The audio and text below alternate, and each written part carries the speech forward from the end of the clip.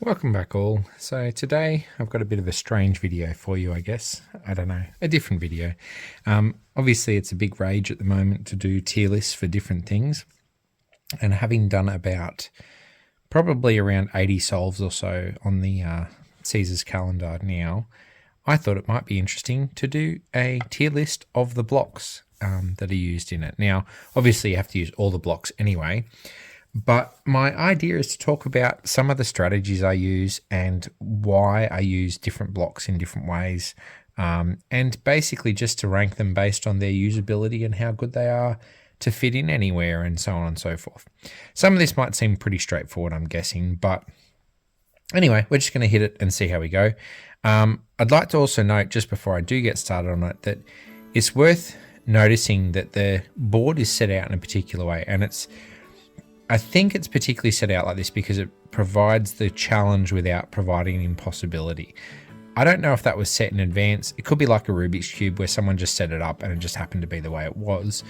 But they've got the months at the top of the board, the day numbers all in the middle, and the days of the week in the bottom right.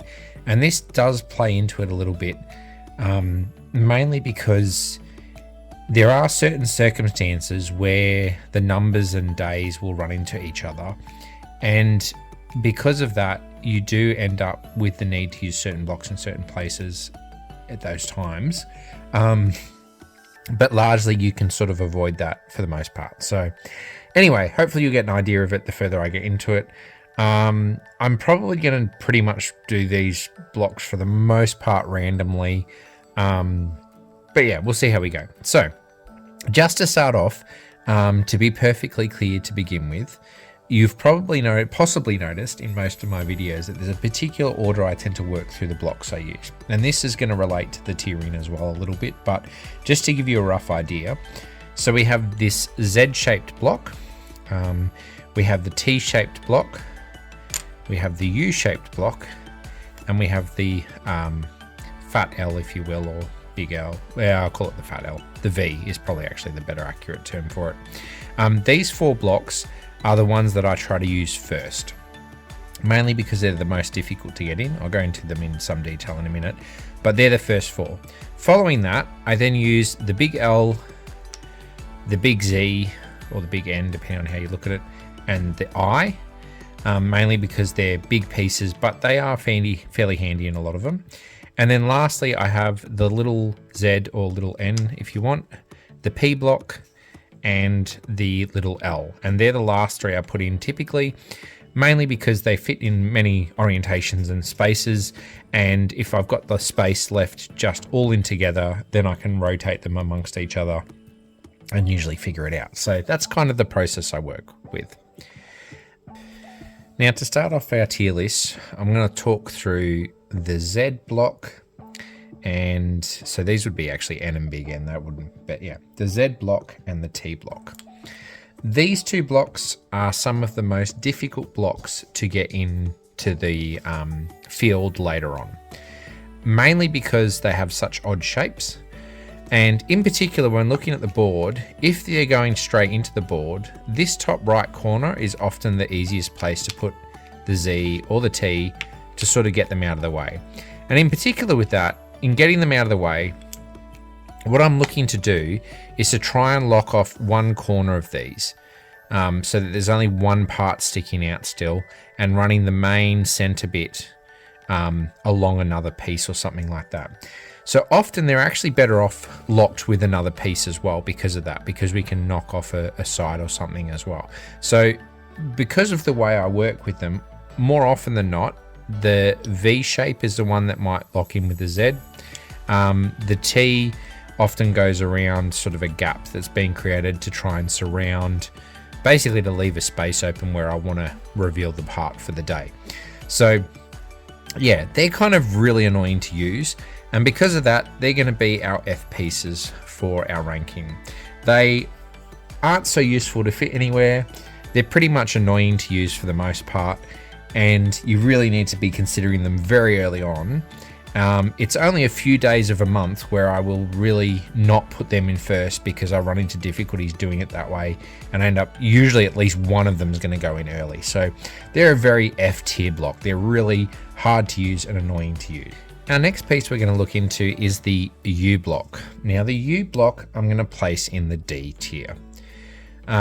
Mainly because it has one distinct use, but other than that, it is again, like the T and Zs, very difficult to place. These are very bulky pieces. They have a lot of squares to them. So these are 5 square pieces and they just take up a lot of awkward space.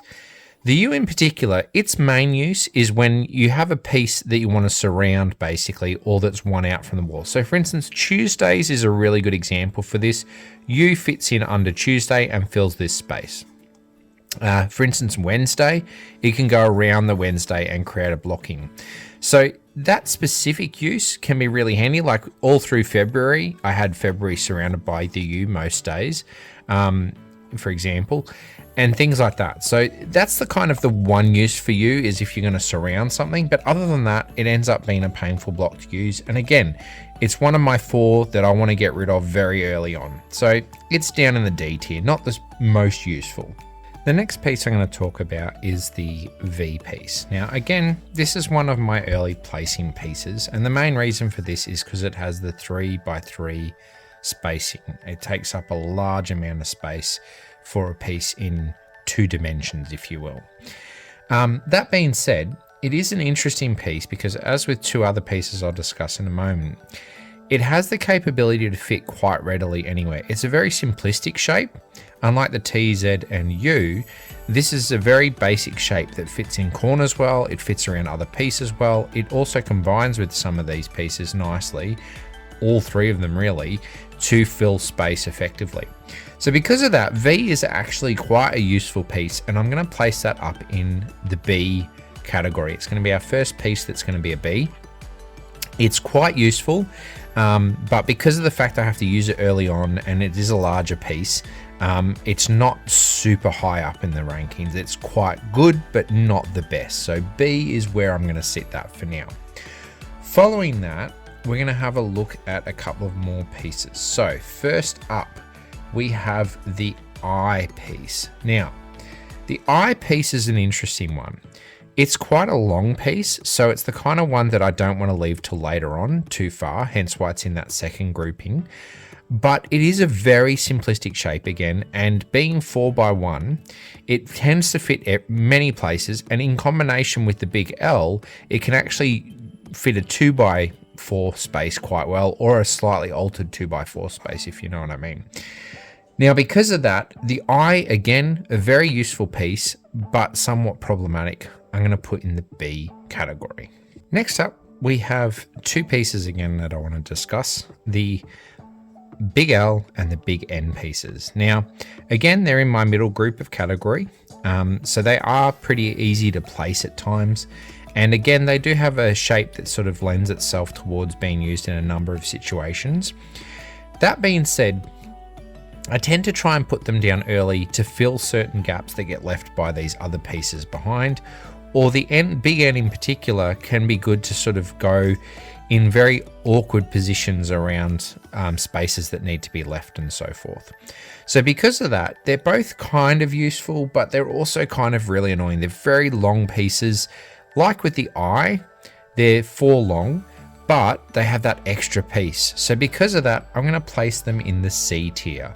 They're 1 down from the I and the V because essentially they're just a bit more painful to use and they don't quite fit in as many spaces and that. And often I will find that I'll put them down and swap them out for the I or the little N or maybe something else to try and make things fit better. And if I end up with 2 of these at the very end, that can be really problematic. So they need to be done quite early still. Now we come to my final category of pieces, or the last 3 pieces that I use. Now these 3 pieces, number 1, they're very tight knit. So that makes them a lot more useful than other pieces. Hence why they're going to be up in the top tiers. Number 2, these 2 in particular have only 4 spaces, whereas every other piece has, except for the I, has 5 and takes up a decent amount of space. Now, I will say from that perspective, the P ends up being one of the more difficult ones to place. It does have a use in that there are some days where I need a 2x2 block filled and only have a 1 outlet, and that has to be the piece to go in there. There's no other piece that can fit that. So it does have that use. Again, it's small, so it's great to have at the end. And in particular, in combination with the little N, it usually ends up being quite a good piece to sort of fill out. But it's not the easiest to use otherwise, and so I'm going to put it in the A tier. Conversely, the small n and the small l, these are two of the most versatile pieces. I will often swap them in for other pieces when I need to create a space, such as the big L and the big N for starters, but some of the other pieces they can swap in for. Obviously, they share a pattern with most pieces. We look at the little L, the V, any part of basically any piece, the little L can replace and fit into. I will say on that note though, despite the L being an S tier because of that usefulness and the N sitting in with it in the S tier, I will say that the N sits a little bit higher than the L. The main reason for it is because of its versatility with working with the P to fill a gap in changing different shapes and filling the gaps different ways. But also it runs into a little bit less issues than the little L does overall. So on the whole of it, the tier listing is as we can see. And for the most part, this is kind of the order I work in for using these blocks. Again, we have the Z, the T, the U, and the V that I'm trying to get rid of straight away, get them in there and leave a big space to put the others in. The big L, the big N, and the I, I'm basically my next grouping so that I can try and fill gaps that have been made. And again, just sort of keep it all sort of structured nicely so that these last three can go in and finish it off. But overall, there has to be winners, there has to be losers in a tier list. And the N piece is definitely my top piece in the whole set. It's the one that I'm definitely always wanting to keep to the side because I'm going to be able to fit it in at the end pretty much 9 times out of 10. Largely speaking, most of these other pieces, particularly the C and down, if you're running to have them at the end of the game, it's basically going to be problematic for the most part. And the only time that I would preferentially have one of these left over, particularly the big N and the big L, is when I swap them for a smaller one to recreate the space in a different way. Particularly again, the Z, the T, and the U, they are the last pieces that I want to have spare on the board, and so they are typically the first things that need to go in. So overall, I hope you enjoyed my tier listing for the blocks and my reasoning on how I use them and why I use them. If you've got any questions about that, I'd love to hear them and I'm happy to answer them. But hopefully you can see by watching my shorts, this is how I get through doing a solve for every single day of the year. And currently, again, I've only gotten up to, I think it's about mid-April when I record this. And hopefully you've been, following along, and this is something handy that might help you to solve a few more. All right, well, I'm going to leave it there. If you want to keep me in support, you know what to do. Subscribe, like, comment, all the rest of it. And otherwise, I will catch you in the next video. Mud Stomp out.